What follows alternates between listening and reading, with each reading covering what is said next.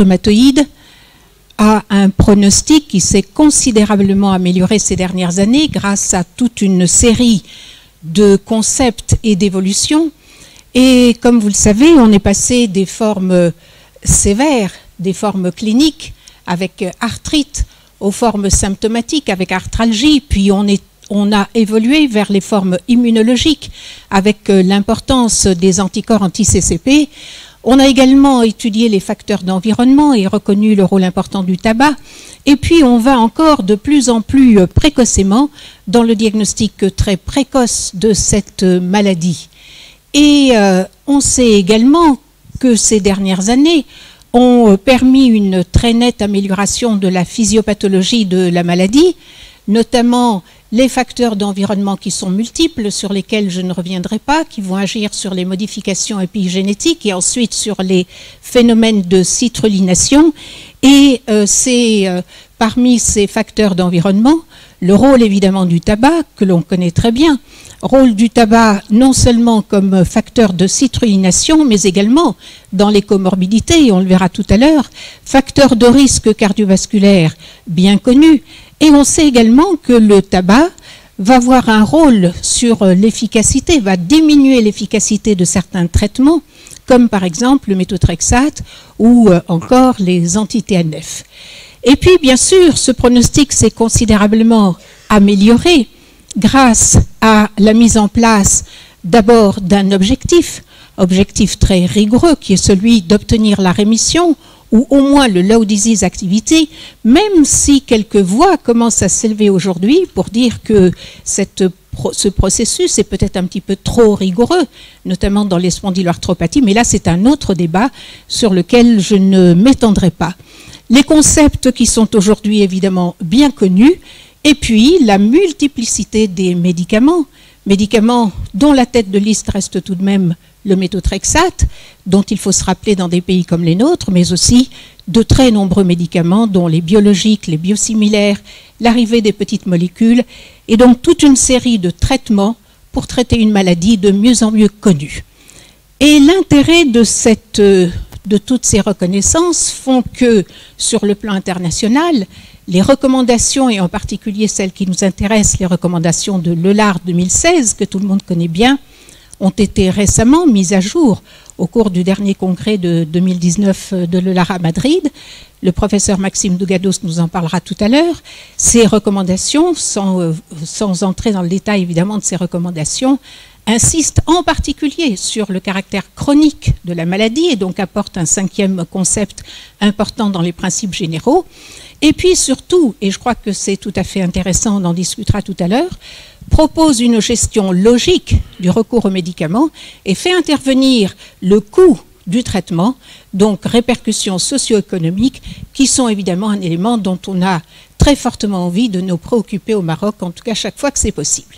Et cette amélioration conduit donc à envisager la maladie de manière différente et à prendre en charge les comorbidités qui vont participer à l'amélioration du pronostic de la maladie. Alors ces comorbidités, elles sont connues de longue date.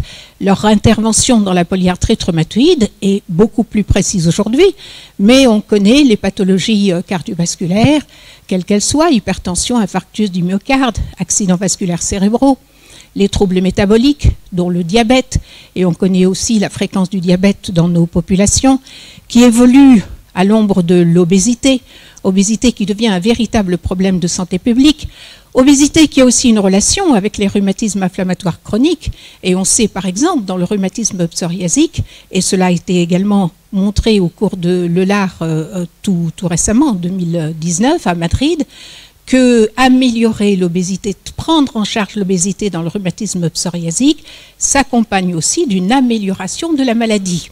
Et il est donc très important, bien entendu, de prendre en charge ces facteurs de comorbidité. Le tabagisme, bien entendu, on en a déjà parlé, c'est important. Et puis, toutes les autres comorbidités, dont ce qui intéresse particulièrement le rhumatologue, l'ostéoporose et la dépression. Et on sait que particulièrement Les pathologies cardiovasculaires, par exemple, qui sont à la tête des comorbidités dans la polyarthrite rhumatoïde et dans bien d'autres rhumatismes inflammatoires chroniques, eh bien, sont à l'origine d'une augmentation de la mortalité des patients atteints de polyarthrite rhumatoïde et présentant ces comorbidités cardiovasculaires. Voilà ici une méta-analyse qui date déjà de 2008, mais qui a été et qui montre sur 24 études qui ont inclus 111 758 patients, dont 22 927 ont présenté des événements cardiovasculaires. Et on voit que dans toutes ces séries, la mortalité des patients porteurs de polyarthrite rhumatoïde est tout à fait significative. Donc, importance de prendre en charge les comorbidités. Avant d'aller plus loin, on va se poser ensemble, si vous voulez bien, 2 ou 3 questions tout à fait simples. La première, vous savez que la polyarthrite rhumatoïde et les facteurs de risque cardiovasculaire sont le tabac, l'hypertension, l'obésité, la dyslipidémie, tout ce que nous venons de voir. Mais le facteur de risque peut être le plus souvent méconnu et qui s'avère être un facteur indépendant est, selon vous, l'hyperplasie synoviale, l'inflammation systémique chronique, l'activation des cellules endothéliales ou la formation du panus rhumatoïde. Très rapidement, je suis certaine que vous allez tous répondre l'inflammation systémique chronique, qui est évidemment fondamentale et dont le rhumatologue va se préoccuper dans la gestion de la maladie. Par ailleurs, le score de risque cardiovasculaire, et il en existe plusieurs, je vous ai mis ici quelques exemples, le plus fréquemment utilisé est le test Framingham, mais il y en a beaucoup d'autres. Et ce test, alors j'ai déjà montré la réponse, mais ce test permet de calculer le risque à 5 ans, 10 ans, 15 ans, 20 ans. On a tous vu la réponse, évidemment c'est à 10 ans. Mais si on pose la question combien de rhumatologues font ce test ou recherchent, si certains le font, est-ce que vous pouvez éventuellement me faire signe? Apparemment, personne ne le fait. Et donc, c'est tout à fait fondamental de s'en préoccuper. On va voir pourquoi. Alors, effectivement, à 10 ans, et ce qui est aussi important, c'est que le résultat de ce test doit être multiplié par 1,5 dans la polyarthrite rhumatoïde lorsque au moins 2 des critères suivants sont présents. Syndrome inflammatoire élevé, et voyez qu'on retrouve ici l'importance de l'inflammation systémique, qu'il est donc fondamental évidemment de gérer. Lorsque la maladie rhumatoïde évolue depuis plus de 10 ans, lorsqu'elle comporte la présence de facteurs rhumatoïdes et ou d'anti-CCP, et lorsqu'il existe des signes extra-articulaires. Et enfin, dernière question avant d'aller plus loin dans notre débat, pour améliorer la prise en charge des comorbidités dans la polyarthrite rhumatoïde, qu'est-ce que vous envisageriez? Est-ce qu'il serait indiqué d'impliquer la famille du patient, d'informer le patient, de respecter la décision du patient, à l'heure où sur le plan éthique, il faut le consentement éclairé de tout le monde, c'est évidemment important, de renforcer l'action du médecin généraliste ou d'impliquer les infirmières. Alors la réponse, je vais vous la donner tout de suite. Informer le patient, bien entendu, c'est le premier concerné, c'est tout à fait fondamental. Ne pas forcément respecter sa décision, mais au contraire l'informer et essayer d'évoluer avec lui vers quelque chose évidemment de positif pour sa santé. Mais ce qui est tout à fait important, bien sûr, renforcer les généralistes. Les spécialistes en général sont opposés. Très souvent, il y a ce débat avec les médecins généralistes qui est un faux débat, car on a besoin d'eux à la fois pour la santé publique et pour également mettre en place nos politiques de santé et bien entendu impliquer les infirmières. Et je vous montrerai tout à l'heure, on en parlera très rapidement, mais quelqu'un s'est beaucoup impliqué dans cette étude et il est avec nous aujourd'hui, le professeur Maxime Nougados, et je vais vous parler tout à l'heure des comorbidités et également des actions entreprises, en particulier sous sa direction dans la prise en charge des comorbidités de la polyarthrite rhumatoïde. Alors un petit peu d'histoire. Les jeunes n'aiment pas beaucoup l'histoire, mais je crois que l'histoire c'est quand même fondamental pour construire l'avenir. Et si l'on se pose la question, que devient la polyarthrite rhumatoïde au Maroc? Il faut se rappeler qu'on est passé des formes très sévères. Voilà par exemple ici, retard au diagnostic, sévérité, forme précoce, et les premières publications date de 1964. Ce sont des Français qui ont publié les premières publications sur la polyarthrite rhumatoïde, qu'on appelait à cette époque-là la polyarthrite chronique évolutive, et publié dans Maroc Médical, lorsque Maroc Médical était encore indexé à cette époque. Malheureusement, il a perdu son indexation, ce qui est tout à fait triste pour nous. Et puis, d'autres publications commencent à partir des années 90, notamment dans le service de rhumatologie à l'hôpital Ayashi, et on avait mis en évidence qu'il y avait moins de fréquence des manifestations ostéo-articulaires, des extra-articulaires, pardon, dans la polyarthrite rhumatoïde, mais par contre un retard de diagnostic tout à fait important. Et puis ensuite, grâce là aussi à l'aide fondamentale que nous a apportée le professeur Maxime Dougados dans toutes ses études et dans la polyarthrite rhumatoïde, nous avons pu comparer dans l'étude qui avait été publiée par Tulikki Soka, notre collègue finlandaise, nous avions comparé les polyarthrites rhumatoïdes marocaines et égyptiennes, 715 patients dans 8 sites, avec les formes européennes et américaines. Et pour faire très vite, eh bien on voit que tous les paramètres de sévérité sont significatifs dans les formes nord-africaines par rapport aux formes, par rapport à celles-ci. Et à cette époque, ça date de 2009, ça fait déjà 10 ans, à cette époque, il y avait moins de 1% des patients traités par les biothérapies, alors que 21% des patients étaient traités à cette époque-là par la biothérapie dans ces pays. Et il sera tout à fait intéressant, évidemment, de se poser la question quels sont les chiffres aujourd'hui, et les registres de biothérapie marocains apporteront certainement une réponse à ce sujet. Et nous avions ensuite, à la suite de cette étude Questra, la Société marocaine de rhumatologie avait réuni à peu près 1964 patients pour étudier tous les caractères de la polyarthrite, notamment les comorbidités, et on voit bien sur ces chiffres qu'on retrouve l'hypertension artérielle, les accidents vasculaires cérébraux, enfin la comorbidité cardiovasculaire, gastro-intestinale, le sida. Il y avait un patient parmi ces patients, la tuberculose, 5%, le diabète, 8%. Et l'étude Questra avait permis également toute une série de publications sur la polyarthrite rhumatoïde marocaine, fumeurs et non-fumeurs, et nous étions arrivés logiquement à l'idée qu'il fallait mettre en place des registres de biothérapie. Donc l'idée avait été démarrée, l'ébauche de ces registres avait été démarrée, et je suis tout à fait contente de voir aujourd'hui que la relève est assurée et que les registres vont donner leurs premiers résultats, en tout cas sur les documents et les patients qui ont été inclus dans ces registres.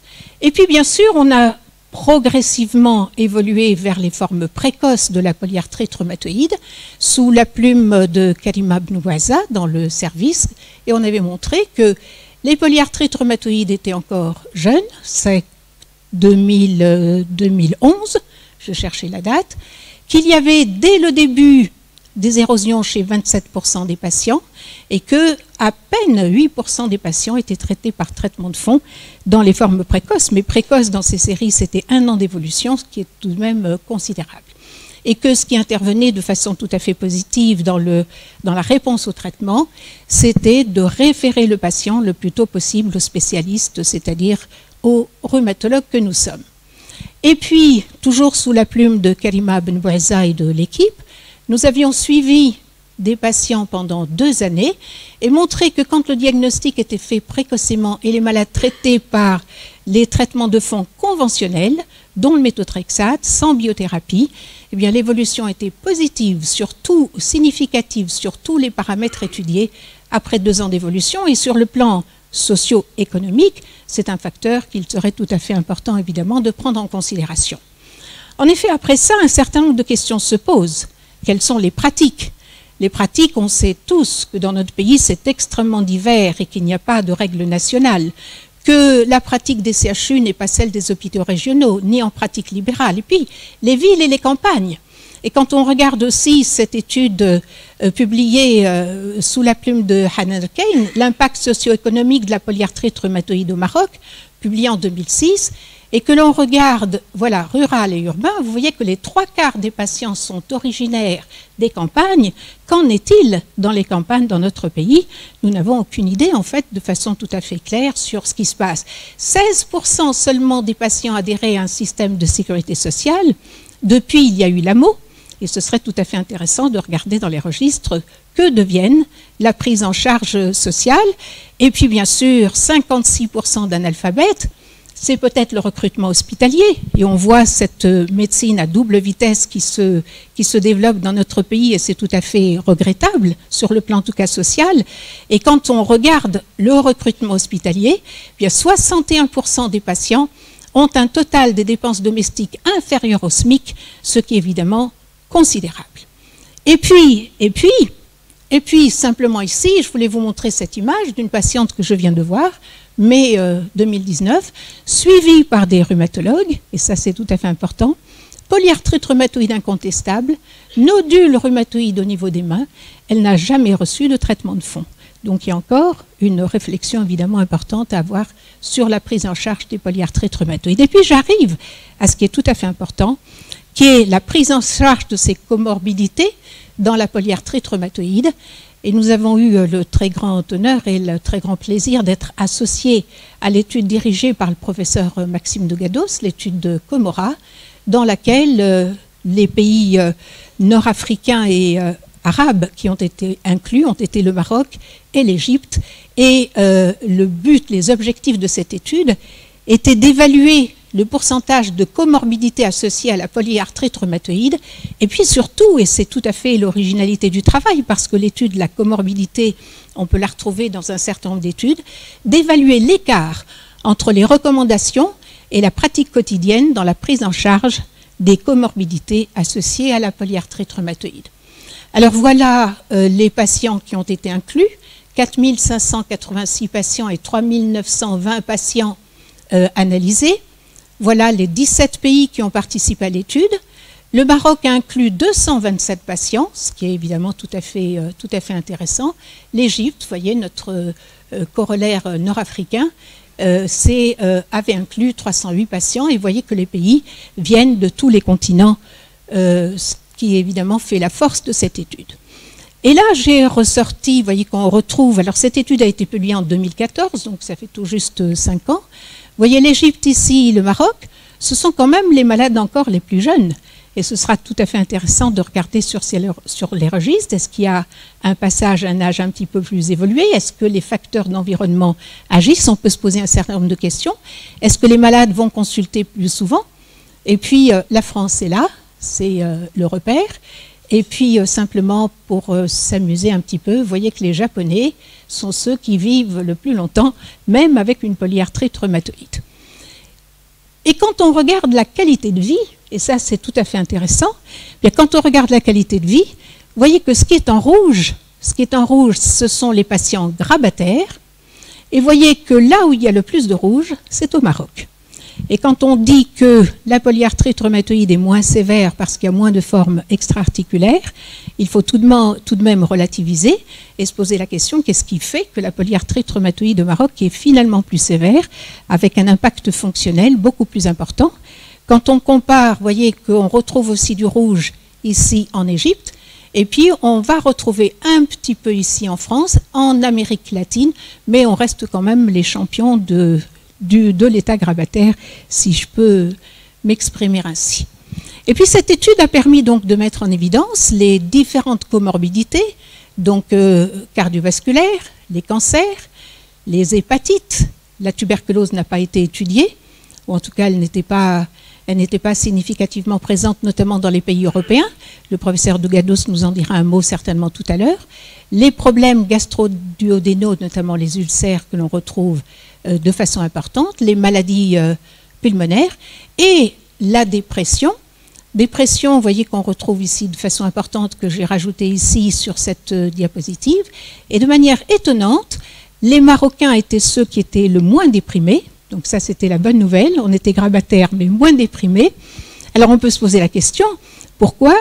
Et en fait, dans l'étude publiée par Hanan Kane sur le retentissement socio-économique, on avait mis en évidence que la famille s'impliquait beaucoup dans la prise en charge des patients et qu'elle apportait une aide à la fois physique, psychique, mais aussi financière. Et peut-être que c'est un des facteurs qui peut expliquer ça. En tout cas, la porte est ouverte à de multiples études qui seront évidemment tout à fait passionnantes. Et voilà ce que montre donc Maxime Dougados dans son travail, dans cette étude générale. Eh bien, quand on regarde la tension artérielle, et aujourd'hui encore, nous avons des patients suivis pour des rhumatismes inflammatoires chroniques par des collègues et qui n'ont pas de dossier. Est-ce qu'aujourd'hui, c'est encore acceptable, notamment dans des maladies chroniques, de ne pas avoir de suivi, de ne pas avoir de suite, de ne pas avoir de dossier pour comprendre comment l'évolution se fait? Bien, sur les 329 patients étudiés, 37% se savaient porteurs d'une polyarthrite rhumatoïde, mais 20%, vous voyez, ont été dépistés au cours de cette recherche des comorbidités. Et puis, alors, ce qui est tout à fait intéressant sur cette liste de comorbidités, cette étude publiée en 2012 nous dit que le risque cardiovasculaire de la polyarthrite rhumatoïde est identique à celui du diabète. C'est significatif, c'est important. Que les médecins généralistes évaluent peu le risque cardiovasculaire de la polyarthrite rhumatoïde. En tout cas, il l'évalue moins que chez les patients diabétiques et il l'évalue moins que dans la population générale. Mais ce qui est tout à fait important à prendre en considération, c'est que, selon cette étude, c'est que les rhumatologues évoluent ce risque encore moins fréquemment que les médecins généralistes. Et donc, c'est tout à fait important. Et je pense que tout à l'heure, quand on a parlé du score Framingham, je pense que c'est tout à fait significatif. On ne se préoccupe pas suffisamment de rechercher les comorbidités cardiovasculaires. Et on rappelle ici, cette étude rappelle les différents risques et rappelle que ce risque est un risque tout à fait indépendant de l'évolution de la polyarthrite rhumatoïde. L'hyperglycémie, vous voyez, 10% se savent diabétiques, mais 8% sont découverts diabétiques à la suite de cette recherche systématique. Pour les dyslipidémies, c'est la même chose. 24% se savent porteurs de problèmes de dyslipidémie, mais 20% à peu près ne le savent pas. Et ce qui est tout à fait important, et cette étude a essayé, donc c'était le deuxième objectif, de savoir comment les patients étaient pris en charge. Est-ce que les comorbidités étaient correctement prises en charge en fonction des recommandations nationales dans chacun des pays? Alors, vous voyez que l'évaluation du risque annuel, eh bien, ça se fait uniquement chez un malade sur deux. Et là, vous avez beaucoup de pays développés qui ont donc, nous, il faudrait qu'on regarde nos chiffres pour voir combien de patients étaient pris en charge sur le plan cardiovasculaire. Les thérapeutiques antithrombotiques, elles, sont relativement respectées. Quand on regarde le dépistage des infections, combien de gens vont chez le dentiste au moins une fois par an? Il n'y en a pas beaucoup. Combien ont une vaccination de la grippe? Regardez. Vraiment très peu, et encore moins quand on s'adresse à la vaccination anti-pneumococcique. En ce qui concerne le dépistage des cancers, ici, vous voyez le poumon, oui, d'accord, le reste, beaucoup moins. Dépistage du cancer du sein, vous voyez, côlon, la peau, et là aussi, alors simplement combien de rhumatologues, lorsqu'ils reçoivent une patiente porteuse d'une polyarthrite rhumatoïde, examinent les seins? Je ne suis pas sûre que sur le plan clinique, cela se fait. C'est pourtant évidemment tout à fait fondamental à faire, en particulier dans notre pays. Et puis ici, ce qui intéresse le rhumatologue, vitamine D, ostéodensitométrie. Bien, la vitamine D, vous voyez que de façon générale dans cette étude, qui est une très large étude, peu de patients se préoccupent, peu de médecins se préoccupent du statut de la vitamine D ou demandent une ostéodensitométrie. Et une étude ancillaire de cette étude que nous avons publiée en 2017 sur le statut, la vitamine D, donc le statut en fonction de ces différents pays. Eh bien, vous voyez que quand on regarde le Maroc, je vais regarder essentiellement ici le Maroc, mais vous avez tous les chiffres des 15 pays pour lesquels il y avait le dosage de la vitamine D. Il y avait 2 pays pour lesquels nous n'avions pas le dosage de la vitamine D. Vous voyez que 34 patients simplement avaient un dosage de vitamine D. Parmi eux, 8 avaient un taux de vitamine D normal. 20 sur 34 étaient en insuffisance et 6 étaient en déficience réelle. Et quand on regarde combien de patients ont reçu de la vitamine D comme traitement, eh bien, vous voyez que nous avons ici 12 patients simplement sur les 34 qui ont reçu de la vitamine D. Les 22 autres n'ont reçu aucun traitement, malgré le fait que le dosage de la vitamine D avait été fait chez eux. Et puis, je n'ai pas le temps, bien entendu, de rentrer dans les détails, mais je voudrais en particulier souligner que cette étude a été poursuivie par le professeur Maxime Dougados, qui nous en dira très certainement un mot tout à l'heure, sur l'importance de l'éducation thérapeutique et l'éducation des patients porteurs de polyarthrite rhumatoïde. Et cette étude a eu pour un double objectif: évaluer l'impact d'une auto-évaluation par le patient de l'activité de sa maladie sur sa prise en charge médicale et notamment sur ses traitements, donc impliquer le patient et le faire participer à sa prise en charge, et évaluer l'impact d'une consultation infirmière visant à évaluer la présence éventuelle de comorbidités et à vérifier le suivi de prévention tel que par exemple la vaccination. Ces études montrent qu'évidemment on améliore le pronostic de la polyarthrite rhumatoïde lorsque le patient peut avoir un autoquestionnaire et qu'il le gère, mais que l'intervention, notamment des infirmières, qui ont été formées en France sur plusieurs sites pour cette étude, est tout à fait significative dans la prise en charge des patients porteurs de polyarthrite rhumatoïde. Alors cette étude a ensuite été complétée dans un deuxième temps par l'étude Assas-Comospa, à laquelle nous avons également participé, puis ComedSpa, qui avait été faite en France, qui est aussi une éducation thérapeutique, et elle se poursuit aujourd'hui dans l'étude des spondyloarthropathies par l'étude de PERSPA, à laquelle le professeur Dougados nous a fait l'amitié également de nous faire participer au Maroc, et nous en sommes évidemment très heureux. Alors, pour terminer assez rapidement, encore quelques minutes, le dépistage et la prise en charge sont évidemment fondamentales. Elles sont aujourd'hui possibles grâce à un certain nombre de moyens tout à fait simples que vous avez ici, que je ne vais pas détailler, mais également avec des outils, le DAS28, dont on connaît l'importance, les facteurs de risque cardiovasculaire, le FRAX, les questionnaires notamment pour la dépression, l'ostéodensitométrie, dont beaucoup disent aujourd'hui qu'elle est de moins en moins pratiquée par les rhumatologues, et la question est sans doute à poser également pourquoi. Et à la suite de ça, évidemment, la prise en charge, l'auto-questionnaire et la prise en charge de la pathologie par les patients eux-mêmes, notamment à travers un certain nombre d'outils, dont le DAS28 auto-fait par le patient, et les autoquestionnaires, et bien entendu expliquer et appliquer les règles hygiéno-diététiques relatives au tabac, au poids, à l'alimentation, à l'activité physique. Et enfin, pour terminer, je voudrais vous montrer, je ne sais pas si ça va fonctionner, mais je vais essayer, sinon je passerai à la voie au Word. Tous ces points ont été dans un premier temps expliqués et mis en place par le LAR, pour détecter et prévenir donc les comorbidités dans l'ensemble des rhumatismes inflammatoires chroniques, et cela a été géré par Maxime Dougados et ses collègues. Puis ensuite, un autoquestionnaire a été mis en place dans le service du professeur Dougados, et ensuite il y a eu la mise en place d'un autoquestionnaire qu'il a mis à la disposition de tous, et que je vais essayer de vous montrer en sortant. Alors d'abord voir si ça fonctionne comme ça.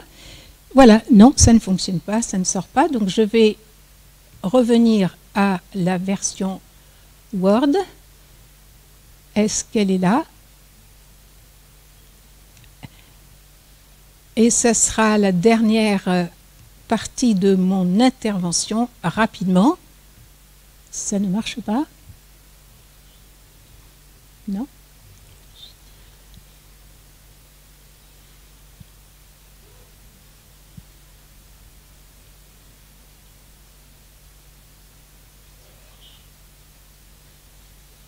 Voilà, ça va aller. Là, à droite. Voilà, et puis, pardon.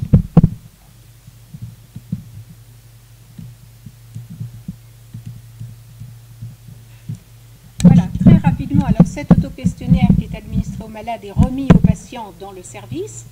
Et on explique aux patients qu'il y a un certain nombre de données à remplir sur lesquelles, évidemment, je ne vais pas m'étendre. Donner le nom de son rhumatisme inflammatoire, au moins le connaître. évaluer le système cardiovasculaire, et on explique au patient qu'il peut s'aider pour ses réponses par l'aide des infirmières, et a fortiori lorsque ces infirmières ont été formées à la recherche des comorbidités, ce qui a été tout à fait le cas dans le service du professeur de Gados. Alors dans ces facteurs de risque cardiovasculaire, vous voyez, qui explorent les antécédents, les traitements, etc., la tension, le taux de cholestérol, les thérapeutiques prises, eh bien on finit par conclure, et il est noté dans ce document. Donc, pour votre information, voici les conseils de prise en charge. Si vous avez un diabète connu, l'hémoglobine glyquée tous les 3 à 6 mois, avec la cible, ici, vous voyez 7%. Et s'il n'y a pas de diabète, faire une glycémie au moins une fois par an ou tous les 1 à 3 ans.